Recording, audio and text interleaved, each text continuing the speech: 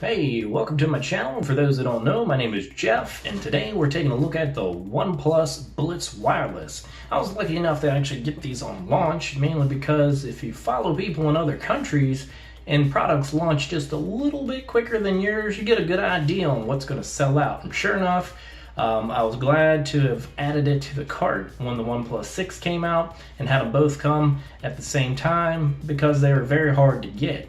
Now, the reason for making this video is it really worth getting to begin with. We'll find out.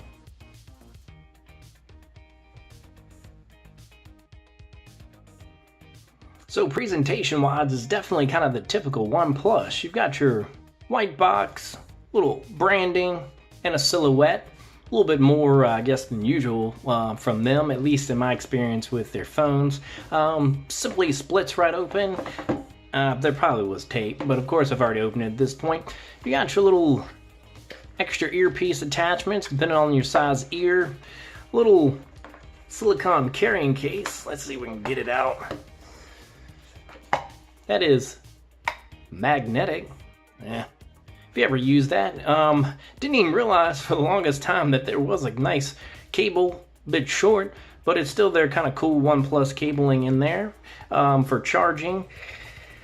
Which also gets to the next point, which is a little sad to find out it does not include a charger. Now, yes, typically headphones, wireless ones, do not include that, so it is what it is. But to get your quick charging, you need their dash charger / warp charger, or whatever they're calling it nowadays. So I guess OnePlus with these, they're expecting you to have one of their phones already, or for you to buy it separately to get that quick top off, which I have found to be pretty good when using their charger.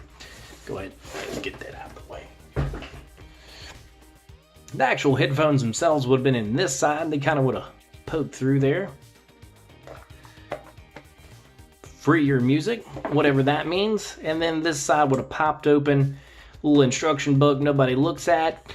And then your headphones have been right here, although kind of taped in. Not really something I'm used to seeing from them, but it is what it is, no big deal.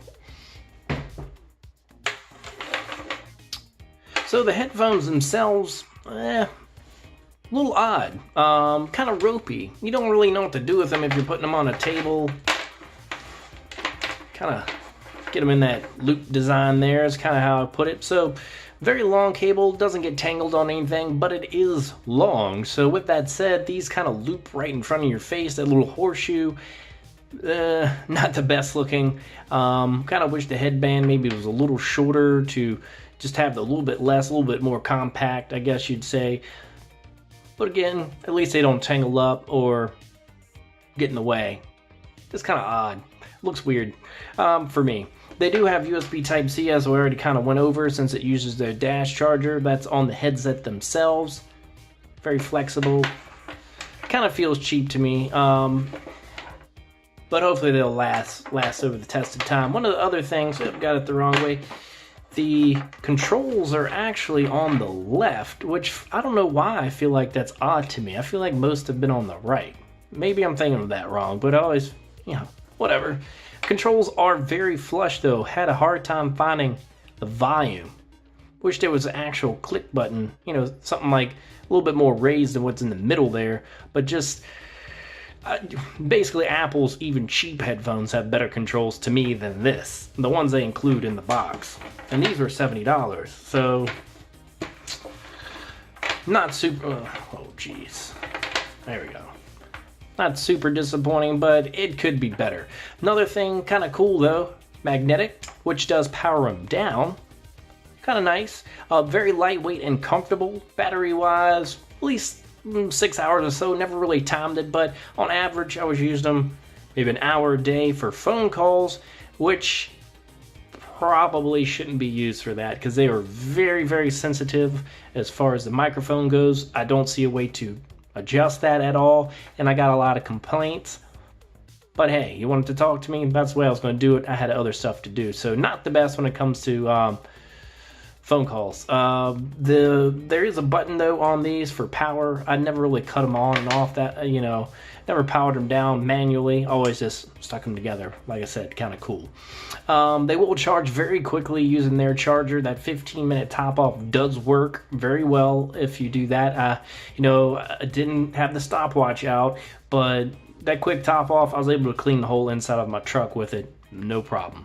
So definitely a nice feature to have. Audio wise, they're okay. They're adequate. They're not going to knock your socks off. I don't know why these are still back ordered. I don't know if they're having manufacturing problems, if they're really that popular, but for the sound quality you get, they're not all that special. Not super loud. I use them to cut grass, so that at least will indicate to you they're loud enough, but not a whole lot of punch.